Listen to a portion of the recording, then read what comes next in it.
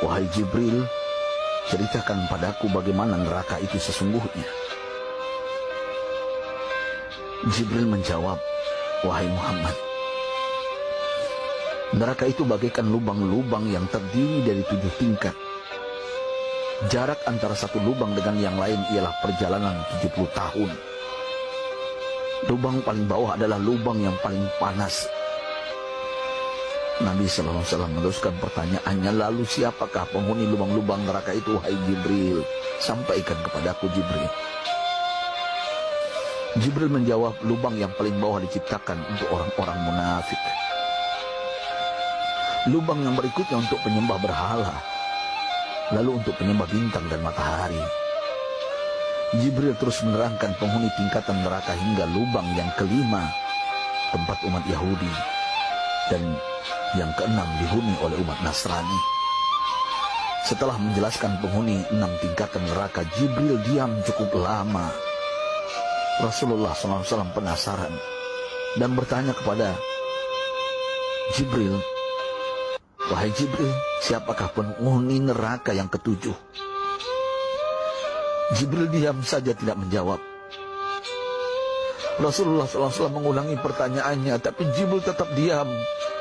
Rasulullah tambah penasaran dan mendesak Jibril agar dijawab pertanyaannya.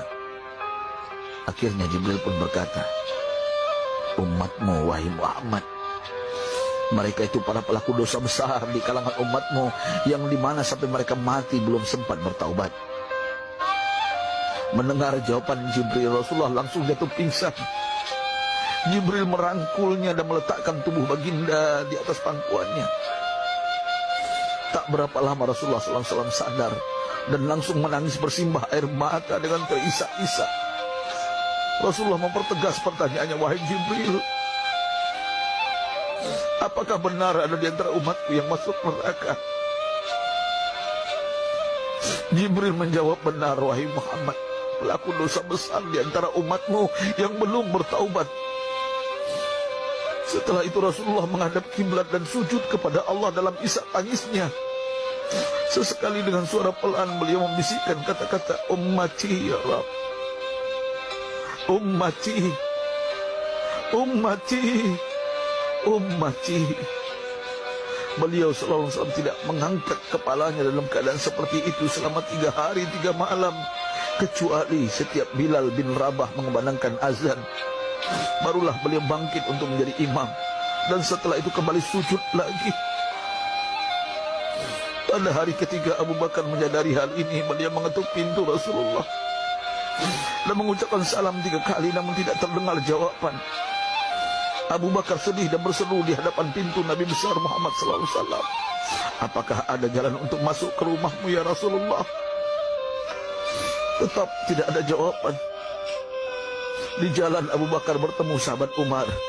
Mengapa engkau menangis wahai Abu Bakar? Kata Umar. Abu Bakar menceritakan keadaan Rasulullah SAW.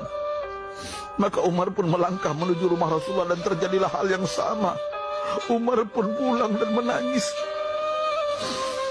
Di jalan Umar bertemu sahabat Salman Al-Farisi. Dengan terisak Umar bercerita kepada Salman hingga membuat dia amat sedih, namun tidak berani mengulangi hal yang sama. Salman melangkah menuju rumah Fatimah radhiyallahu anha dan menceritakan hal itu. Setengah berlari Fatimah menuju rumah ayah tercinta dan mengetuk pintu sambil mengucapkan salam. Mendengar suara lembut putri tercinta, sejuklah dada Rasulullah. Beliau bangkit dari sujud dan membuka pintu. Alangkah terkejutnya Fatimah melihat Rasulullah ayah tercinta amat kurus dan pucat. Fatimah memeluknya lalu menangis, wahai ayah, apa yang terjadi? Mengapa engkau amat sedih seperti ini? Rasulullah kembali menangis dan berkata dengan suara lirik, wahai Fatimah, belahan jiwa aku. Bagaimana mungkin aku tidak sedih sedangkan Jibril mengatakan akan ada kelak umatku yang akan masuk neraka.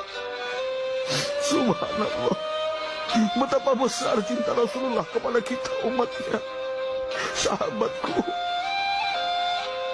Rasulullah mencintai kita.